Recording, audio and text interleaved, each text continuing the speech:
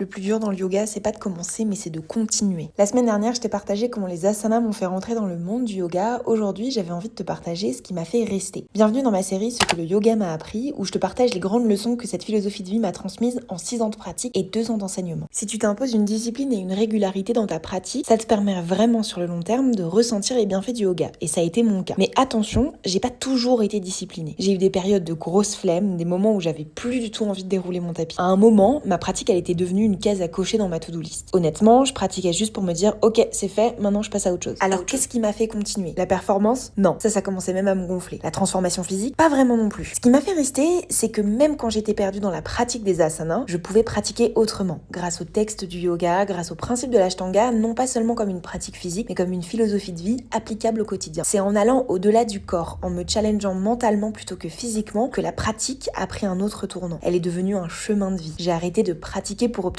quelque chose, j'ai pratiqué pour rester en lien avec moi-même, pour faire union avec mon corps et mon esprit. Le jour où j'ai compris que j'étais pas obligée de dérouler mon tapis pour faire du yoga, ma pratique est devenue régulière. La discipline imposée ne tient pas, mais une régularité douce, dans un cadre clair et une pratique répétée, crée une vraie sécurité pour le corps et le mental. Et ça permet de revenir encore et encore à l'essence de la pratique. Alors si cette version du yoga te parle, abonne-toi pour ne pas manquer la suite de la série. Et si tu veux pratiquer avec moi, les liens sont dans ma bio. Om.